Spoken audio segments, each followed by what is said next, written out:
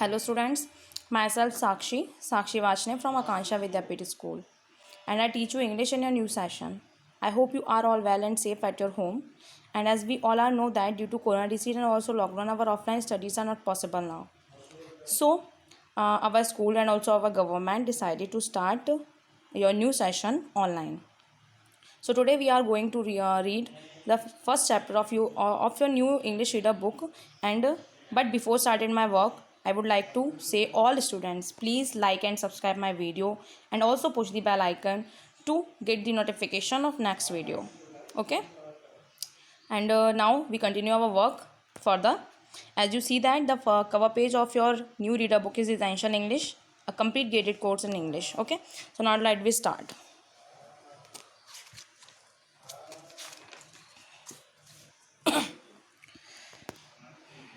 The first chapter of your new reader book is a poem, as you see that, and the name of the chapter is the lines written in early spring. तो firstly हम chapter के name को समझेंगे, क्योंकि because according to me chapter के name को समझना बहुत इंपॉर्टेंट होता है किसी भी स्टोरी या किसी भी पोएम के बेसिक कंटेंट को जानने के लिए, उसको अच्छे तरह से समझने के लिए इसको समझना बहुत इंपॉर्टेंट है. सो द पोएम के नेम क्या है? Lines written in early spring. Spring बसंत ऋतु.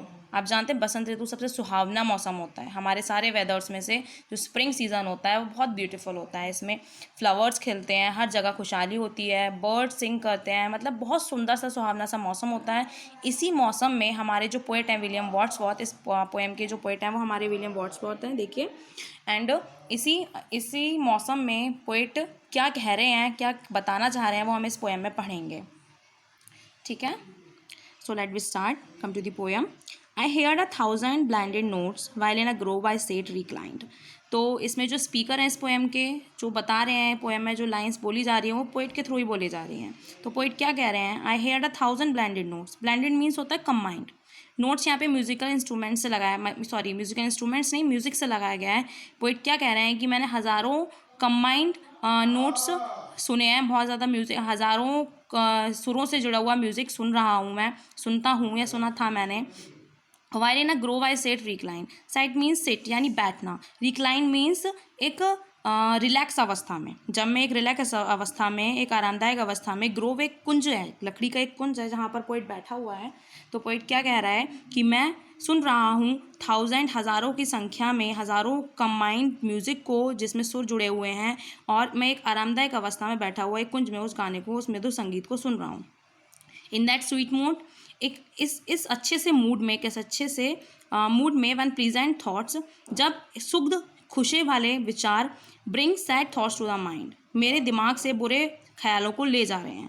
यानी मैं बैठा हुआ हूँ आरामदायक अवस्था में, गाने सुन रहा हूँ, एक कुंज में बैठा हुआ और बिल्कुल रिलैक्स है उस टाइम मेरा माइंड, और उस टाइम इस सुंदर स्वीट मूड में, सुंदर से आराम से मूड में मेरे प्लीजेंट थॉट्स हैं वो ले जाए प्लीजेंट थॉट्स दिमाग से मेरे बुरे थॉट्स को ले जा रहे हैं, बुरे विचारों को, जो मेरे दिमाग में जितने भी बुरे विचार हैं उन सबको ले जा रहे हैं. आगे पोइट क्या कहता है नेक्स्ट पैरा में? To a fair work did nature link. उनके इस अच्छे कार्य के साथ नेचर भी लिंक है, प्रकृति भी कहीं ना कहीं जुड़ी हुई है. क्योंकि आप देखते हैं कि जब भी बर्ड्स या किसी भी ऐसी चीज़ की बात आती है जिसमें हवा, जैसे बर्ड्स या चिड़िया या फिर फ्लावर्स की बात आती है, तो उसमें नेचर हमारा लिंक होता है. क्योंकि हम इस जिस एटमॉस्फेयर में रहते हैं उसमें बेसिक चीज़ें जो है वो नेचर के द्वारा प्राप्त होती हैं हमें. सो उसमें पोइट कह रहा है कि यहाँ पर कहीं ना कहीं नेचर इससे इस काम में जुड़ा हुआ है.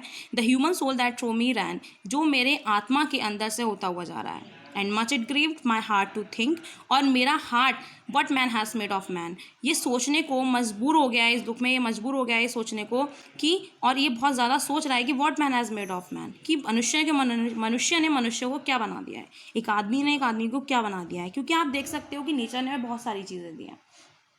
आज की प्रेजेंट जनरेशन की अगर हम बात करें तो नेचर के द्वारा हमें बहुत सारी चीज़ें मिली हुई हैं, प्राकृतिक चीज़ें, लेकिन क्या हम उसका सही से यूज़ करते हैं?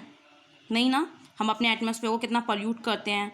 कितनी चीज़ें ऐसी हैं जो हम अनजाने, जाने या अनजाने, कैसे भी, मैं ये नहीं कह रही जानकर, अनजाने भी हम ऐसी चीज़ों का यूज़ करते हैं जिससे हमारा प्राकृतिक में जो तत्व हैं, सुहावने जो तत्व हैं वो पॉल्यूटेड होते हैं, जिसको हम नष्ट करते हैं. तो पोइट इसमें यही बता रहा है सेकंड पैरा में कि क्या इंसान ने इंसान को क्या बनाया है. मैं बताना चाहता हूँ ये चीज़. सो थर्ड पैरा में पोइट क्या कह रहा है? Through promises Primroses stuffed in that sweet bower, the periwinkle trailed its breath. Promises means होता है येलो ब्यूटीफुल गार्डन, एक जिसमें सुंदर सुंदर प्यारे फूल खिले हुए हैं. That sweet bower the periwinkle trailed its breath. ठीक है, जिसमें